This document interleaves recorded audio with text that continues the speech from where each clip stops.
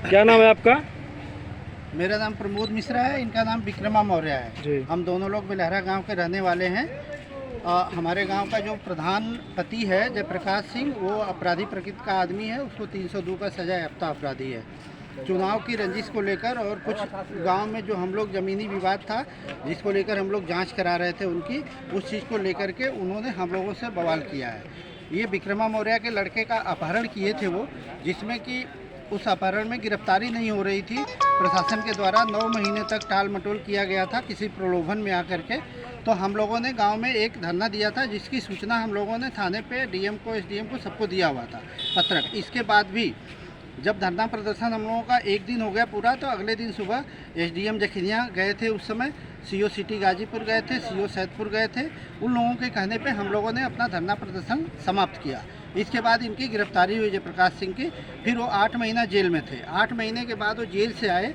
इसके बाद से लगातार सबको धमकियां दे रहे हैं, सबको धमकियां दे रहे हैं कि तुमको ये कर देंगे, वो कर देंगे, और मारना पीटना, और कई लोगों को तो मारा पीटा भी उन्होंने।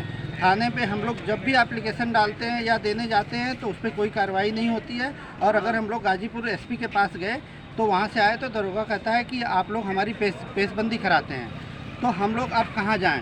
इसके बाद भी हम लोगों के ऊपर जितने भी ये 16 लोग हैं, किसी के ऊपर एक वो जो धरना का एफआईआर छोड़कर आज तक कोई आपराधिक रिकॉर्ड नहीं है।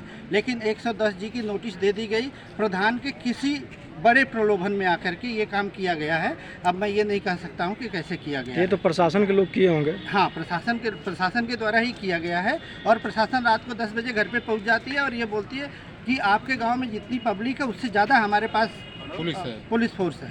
तो हमको पुलिस फोर्स हमारी सुरक्षा के लिए जाती है या हमको धमकी देने के लिए जाती है। अगर हम लोग तो बाहर रहते हैं। ये पुलिस किस थाना की जाती है? बारियाबाद थाने की। बारियाबाद थाने की। तो आपने कभी एसपी से शिकायत किया इसको? हमने एसपी से शिकायत किया। इसी के बाद तो हम लोगों के ऊपर और डंडा चलाया गया और 110 जी भेजा गया। जबकि हम लोग भी पढ़े लिखे हैं।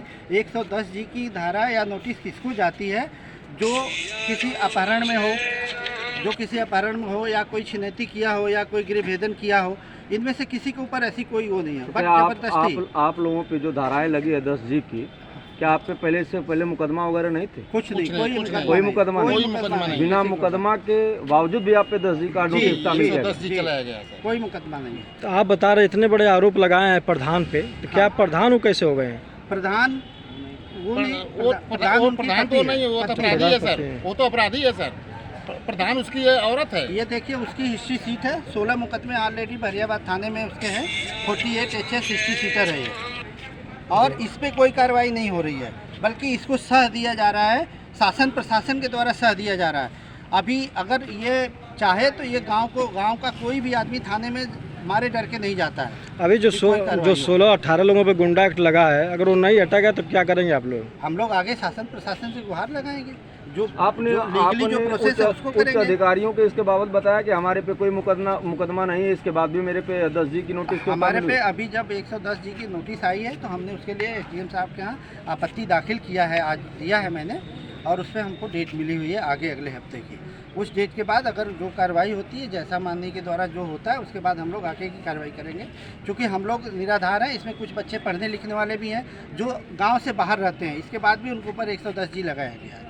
कुछ लड़के ऐसे हैं जो बाहर कमाते हैं, बम्बई में कमाते हैं, उनके ऊपर भी 110 जी लगाया गया। और जिनके ऊपर लगना चाहिए था उसका नाम नहीं दिया गया है, बल्कि पढ़ने लिखने वालों को जानबूझ के फंसाया जा रहा है। तो हम लोग जो लीगली कार्रवाई होगी उसके लिए हम लोग तैयार हैं। हम लोग आगे जाएंगे, करेंगे। धन्यवाद।